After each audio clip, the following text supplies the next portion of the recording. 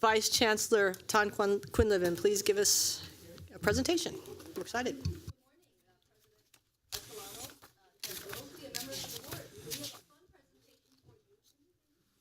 Oh, let me try again. So we have a fun presentation for you. I'm joined by Vice Chancellor Feast, and we're going to prelude for you the CTE rebrand campaign that we've been working on collectively. You mentioned at the last meeting that you're interested in making sure we do a better job at getting out to our employer communities as well as our student community. And in the Strong Workforce Task Force recommendation 17B, it became apparent that our colleges need to do a better job of telling the wonderful story of the full range of options, educational options that students have, rather than be worried that they can't afford it. So I'm going to turn it over to Vice Chancellor Feast to lay it out. Thanks very much. Yes, so in the deliberations of the Strong Workforce Task Force, there was a theme that constantly bubbled up, was that we as a system just haven't spent the resources to tell the great story of CTE in a organized and cohesive fashion. So the purpose of the campaign is to raise awareness among students and prospective students, their influencers, such as parents and aunts and uncles, about the quality and breadth of programs that we have in our CTE programs throughout the state, and that these can really lead to good paying jobs. A secondary emphasis is to increase awareness and engagement by employers and also our partners in organized labor. So this campaign is going to get started in a couple of months, but it's really, there has been a lot of work in the past year laying the groundwork for this, mainly through the pre-branding research phase. In November, we issued an RFP, and in January, we hired a very experienced and talented team led by Ogilvy Public Relations to execute this strategy. Earlier this year, we were in the planning phases and the development of creative materials. We just finished up with some focus groups that we did around the state. We tested three creative concepts. We wanted to really get input from students and prospective students and parents. We are launching the paid media strategy in July, and in fall, we will have available for the regions and for colleges a very robust online toolkit where they can download assets and customize them to meet their local needs and their industry sector needs. Talk a little more about that in a bit. So I mentioned the research that we did. Some of the things that we learned overall about CTE is that there seems to be a fairly high recognition of the name CTE, the term CTE, but the understanding of what it really is very shallow.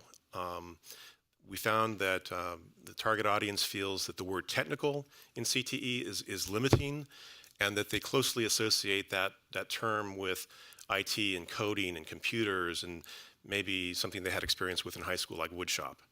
That they said it didn't, when we explained really what it is all about, they said that it's kind of misleading because you have all these great programs and it's much more than just technical.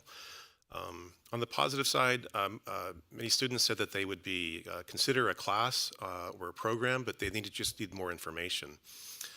Again, lack of awareness around CTE is the biggest barrier to enrollment, we found.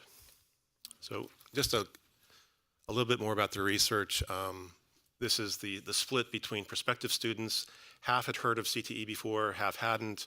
Among current students, 65% had heard of it, and the other had not. But this is really telling the story here. It's a little hard to read, but so 16% of current students, this is the bar on the left, had never heard of CTE, the term. 30% had heard something about it, but they had heard the term, but they didn't know anything about it. That little tiny sliver of 2% is the share of people who said, yeah, I've heard of it and I know a little bit about it. And then that moss section there, that green moss section, is 36% of currently enrolled students didn't know that if they were in a CTE class or program. So our target audience is students, obviously, prospective students, adults, reentry, military and veterans, influencers, and as well as business, labor, and industry, as well as community elected officials. So I mentioned the focus groups that we just concluded.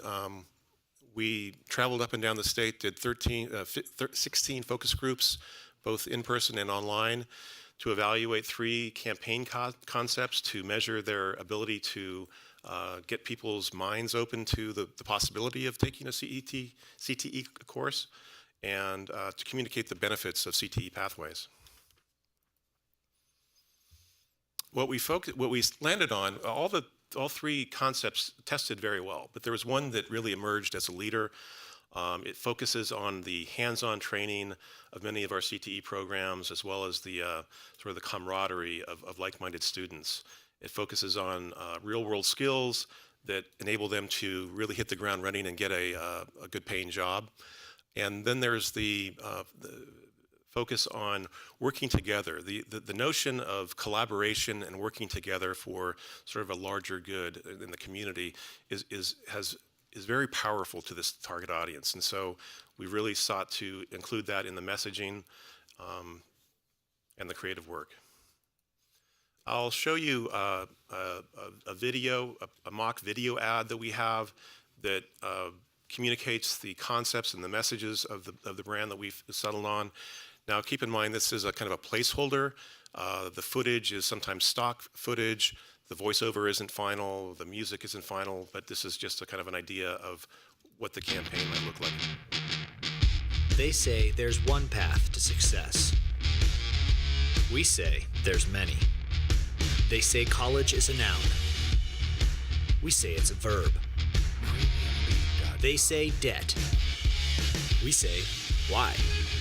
They say it's about individual achievement. We say it's about community and collaboration. California Community College's Career Education. Choose from over 200 different career programs, each providing the hands-on training and skills you need for the career you want. All taught by instructors and professionals who do. California Community Colleges. So the final video ads will include footage of our students, our real programs. We've been traveling around the state taking video. Here's a sample of what the collateral material might look like. You walk down a hall, you might see a poster that looks like this. Here's what the social media could look like. And I mentioned at the beginning that we're going to be creating assets that the regions and the colleges can draw down and co-brand with their own logos, and have some flexibility within certain guidelines to do copy editing, photo editing, and we're going to be doing regional versions of the brand video. So, and we're going to differentiate it by the priority industries in each region. So you'll see a different set of footage for each regional video. So, in the South, you may have advanced manufacturing footage, and then in the Central Valley, you may have agricultural footage.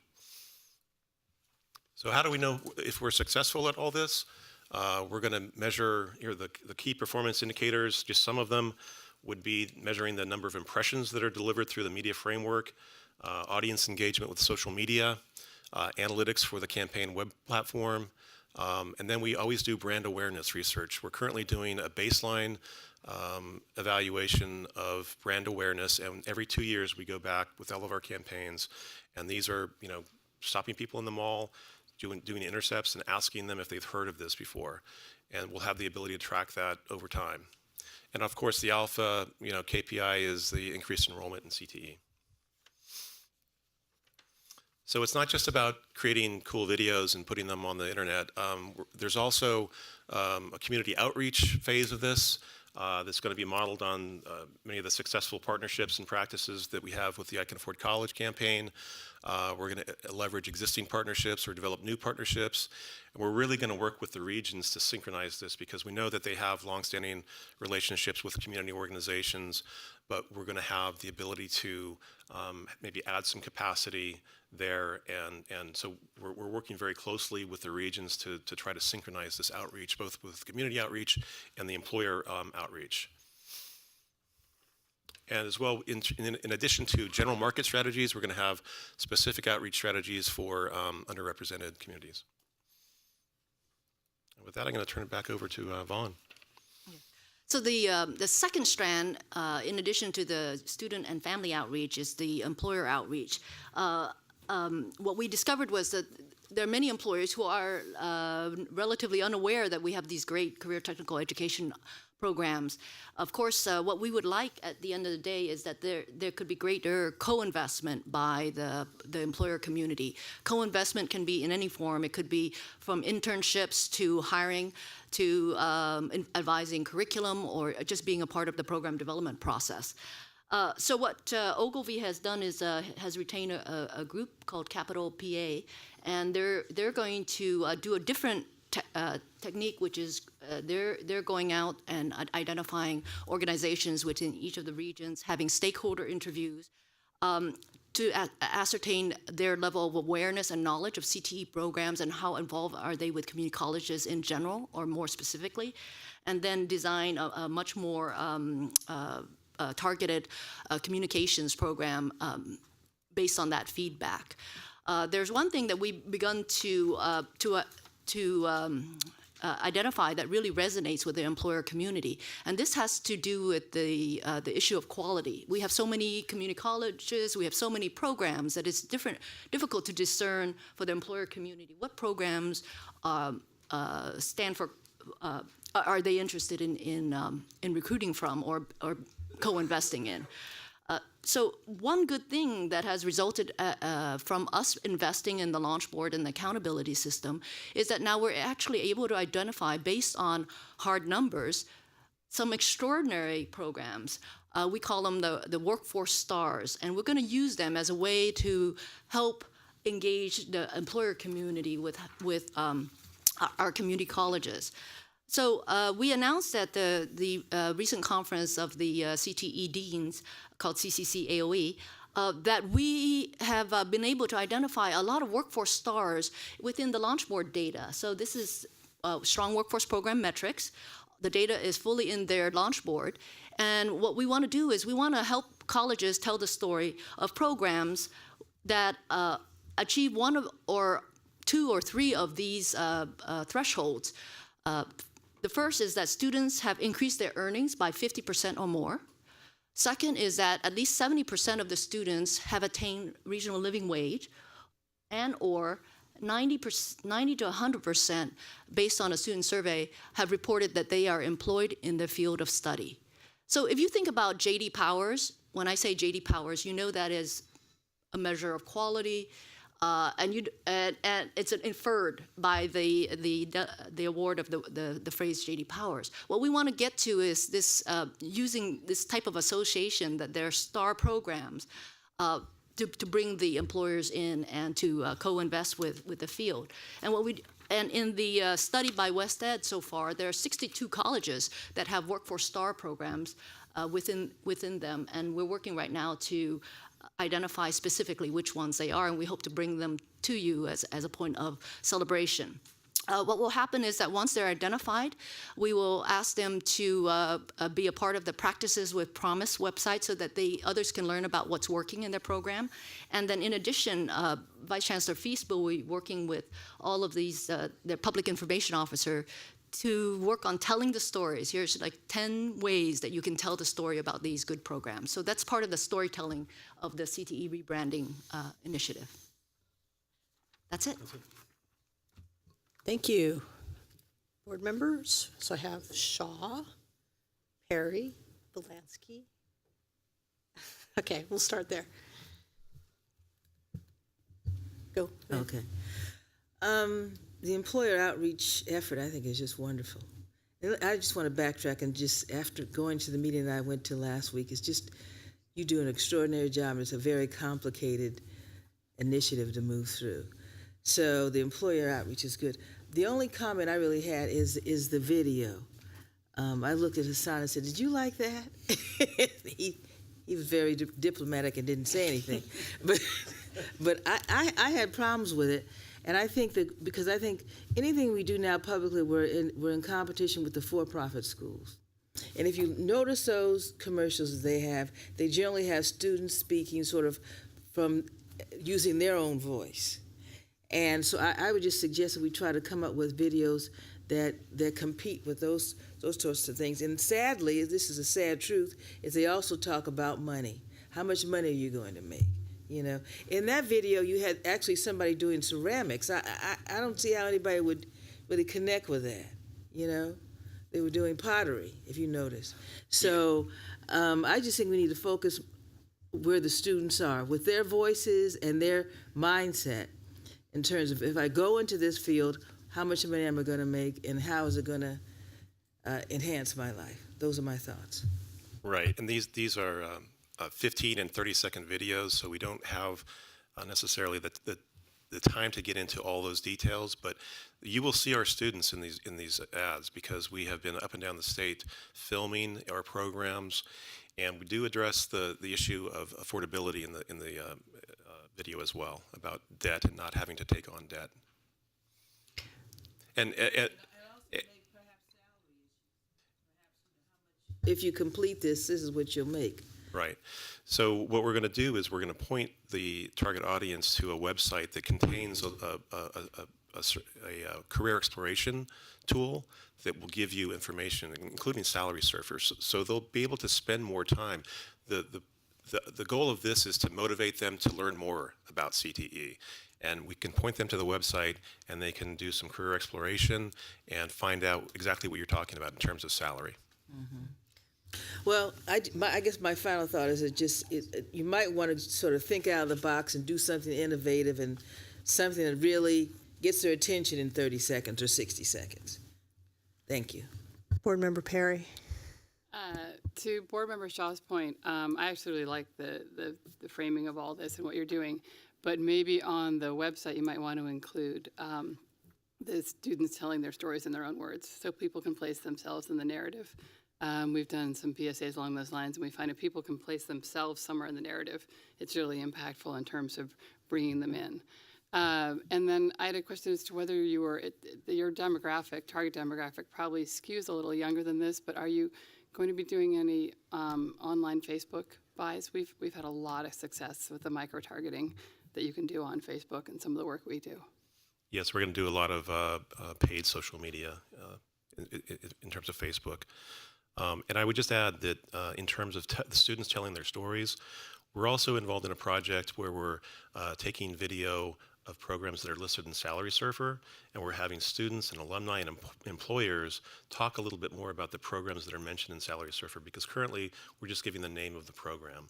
And so over the next few months, we're going to be embedding short videos that actually do exactly what you suggested. Great. Board Member Bielanski. One of the things that came up for me when you stressed that you want to do employer outreach, technically speaking, each CTE program at a college is supposed to have an advisory committee.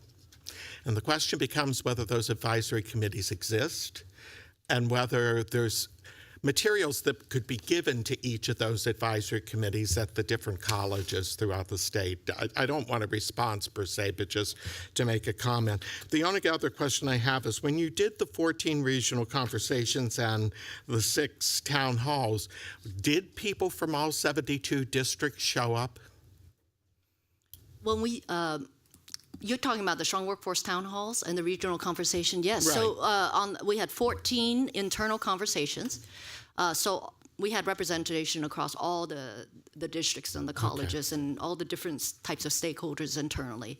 Okay. And then the 6 external town hall brought the external voices. So on the employer outreach, our colleges already touch a lot of employers, and what we were trying to do is touch even more, like all the trade associations, the chambers, the economic development entities. So we're going to go through and see if we can broaden the circle that knows about community colleges. Great. Board Member Baum. Thank you for the presentation. I think this campaign couldn't be more timely. I was at the Milken Global Conference a couple of weeks ago, and we're at presentations by 4 cabinet secretaries: Treasury, Commerce, Education, Transportation, as well as CEOs and other public policy officials. And The theme obviously was this ongoing employment disruption that's happening across the country, and across the world, and a lot of conversation about artificial intelligence and robotics taking away a lot of jobs that have been traditionally done by people, and that there was a need to retrain our workforce because of these massive disruptions that are happening. And a few mentioned community colleges, but as we also know, the Department of Education is going to be, more receptive to private sector ways of meeting workforce challenges. And so I think that we need to, I think you hit it right on the nail on the head, saying that we need to rebrand what career education is in the state of California, and that both the public, the student population, the employer population, the policymaker population understand that the largest source of career education are the community colleges. So I'm enthusiastic about this effort. The question is, we must have only a fraction of the resources that the for-profit sector has. What kind of resources do we have to devote to this, and what are the sources of those resources? So within the Strong Workforce Program, we are dedicating $3 million a year to do this, and then it's matched by regional pledges of $3 million of their a proportional amount, but $3 million from the regions in order to regionalize and customize. And one of the things that we're taking advantage of is, especially from the employer side, it is much more powerful if we have reference. Employers to employers is a much more powerful reference than if we say we're good. Mm-hmm. So this is why we're taking so much effort to go out to the employer community, but showing absolute numbers. We just recently spoke to the California Economic Summit, which President Estelano spoke to, and they really resonated with the idea of the stars. They said on those measures, those are really high thresholds, and we really like them, and we want to be a part of telling that story. So we're hoping that will give us some mileage in terms of this work. But as you know, we haven't been really good at about telling our stories, so it'll be work in progress. Yeah, just one thing to follow up.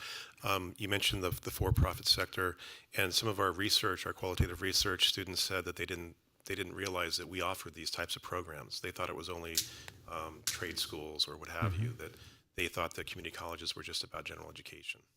Yeah, to the extent, I think it's terrific, and I think to the extent that we do a lot of great kind of sharing of information within our system at different conferences and associations and groups within the system. And the more that you can carry that message to the economic and the business roundtable and others, I think there is a parallel track that I know you do this regularly, but I think that the more we can continue to refine and spread that message will be helpful.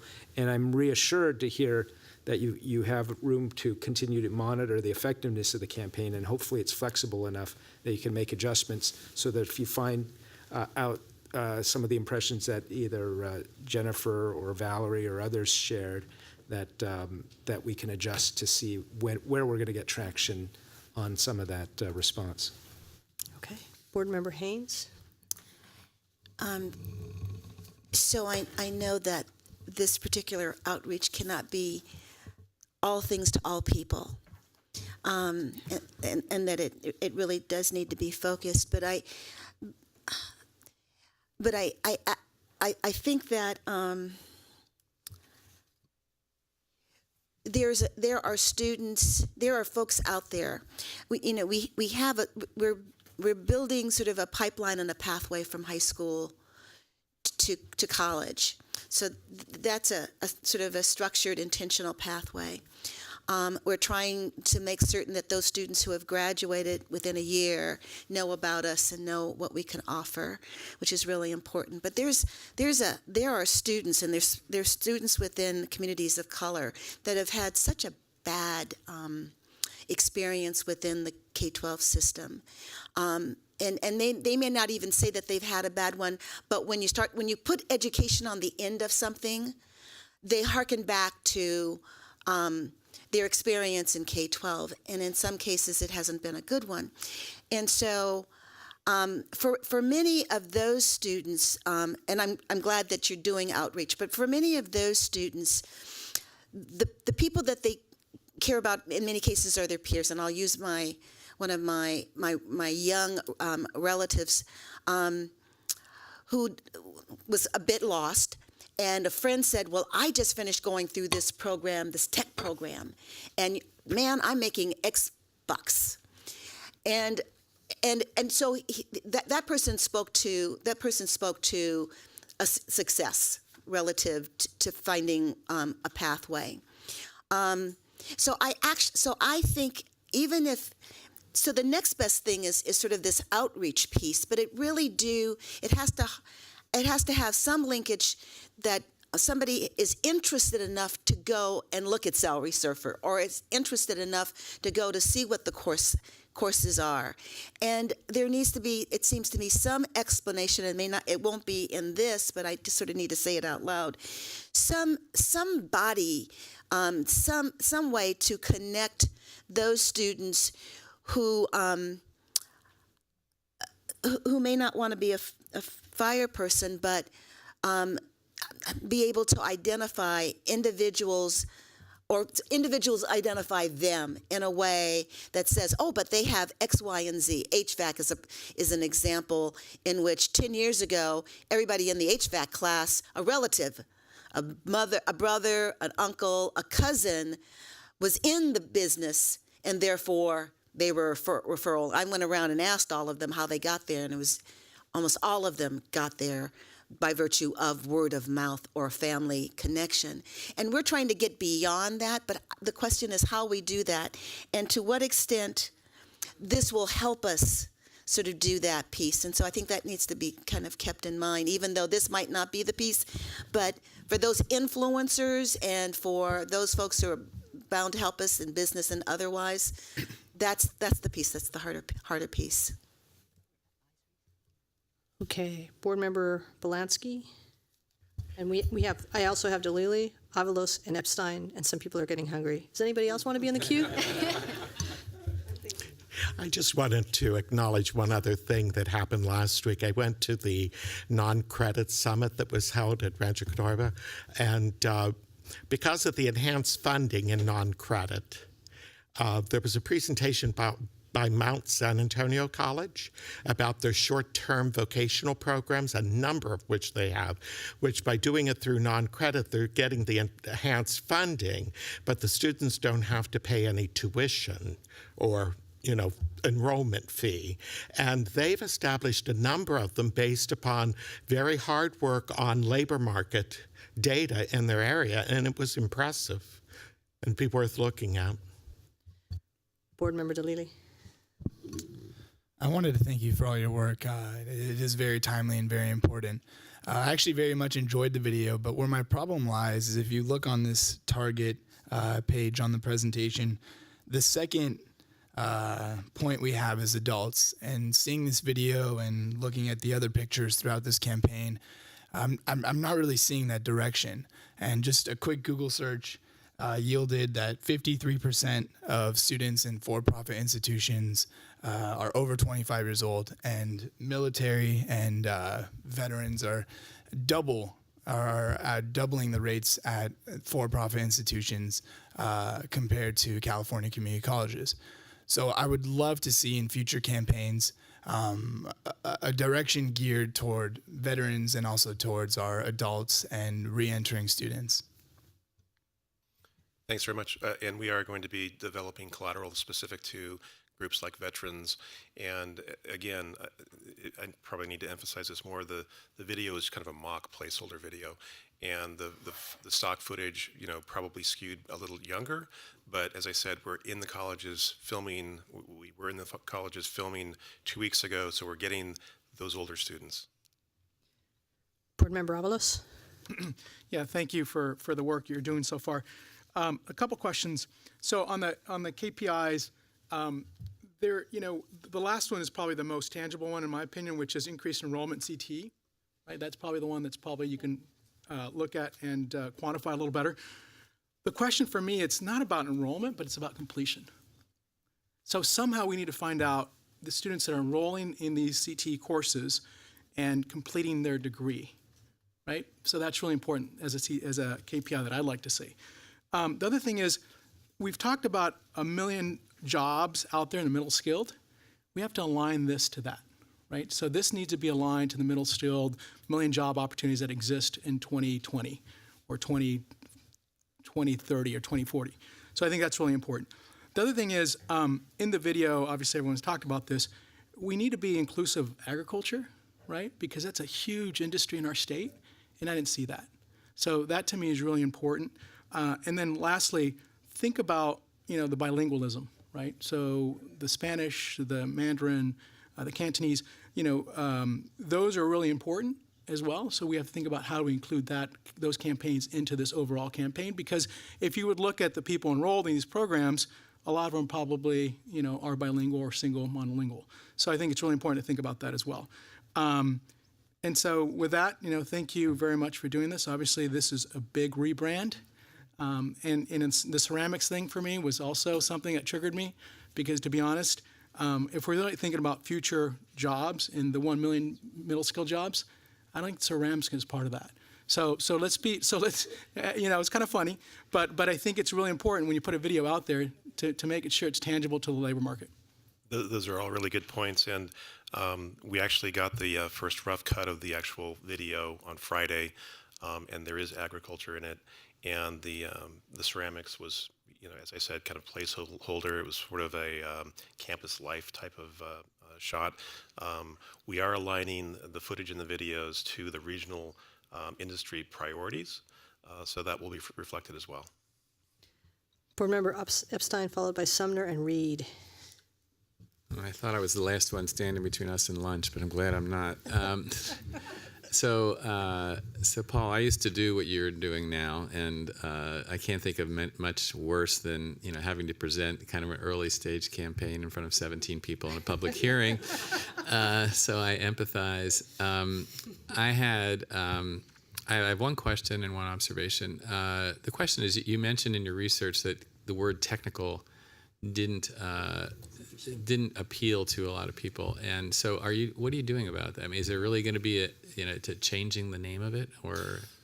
Well, in the consumer-facing messaging and marketing, we are using career education.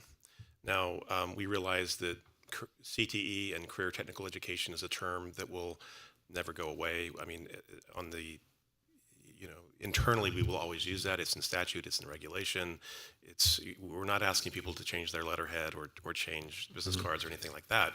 But in terms of starting the conversation with a student, we're calling it career education because the research shows that they find that it's a very limiting term, that it just doesn't reflect the breadth of programs that are out there. Right, I think that makes sense. Then just my one observation is that since you do have quite a small budget in the grand scheme of things, but you are a state agency, you're kind of caught between this. It's a state agency, you can't do anything too provocative, but you've got this small budget, so you got to break through.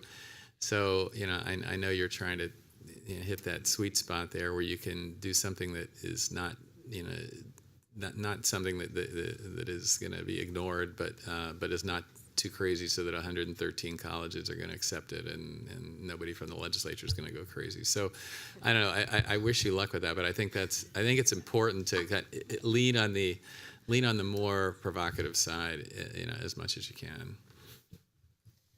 All right, Board Member Sumner, followed by Board Member Reed.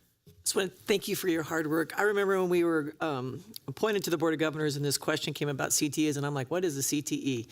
And I'm looking back at that, and I'm thinking, I really think the community needs to be more involved in getting the outreach, because that's where it really started, is in the groundworks of having the meetings in the local communities. And I'm thinking about where I live in Glendale and down in Southern California.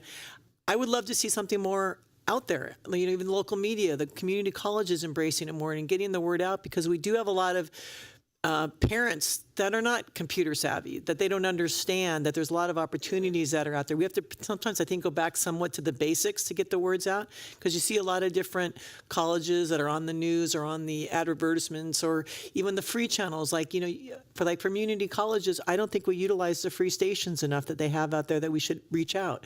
Reach out in the community. It doesn't really cost us anything to do more. So I'm going to go back and challenge and ask a couple questions. But I actually sort of like the PowerPoint. For me, I thought, wow, the artwork's so peaceful, calm for me, to something I could do with my hands. And I thought, as an adult, being of that generation, I'm like, that would be really cool to do something like that. I'd probably make it.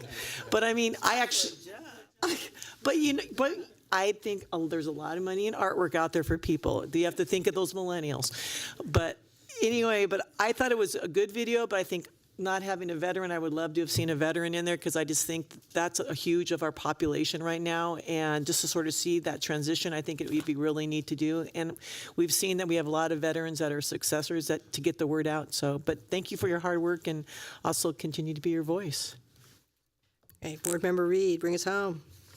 I just want to make an additional comment to the budget issue. It just seems like to me the $3 or $6 million doesn't really address the issue at the level that we need to get the word out. And I'm hopeful that if this program has the life to it that I hope that it does, that we perhaps can find some additional money. Keith is here today with the foundation, so I'm sure she can help us out with that. Okay, any further comments? You're so sorry you came. Anyway, it was great. Thank you very much. I think we're going to now adjourn into closed session. We should be out by short, so we'll be back at 1 o'clock. 1 o'clock. Let's do it. All right, thank you.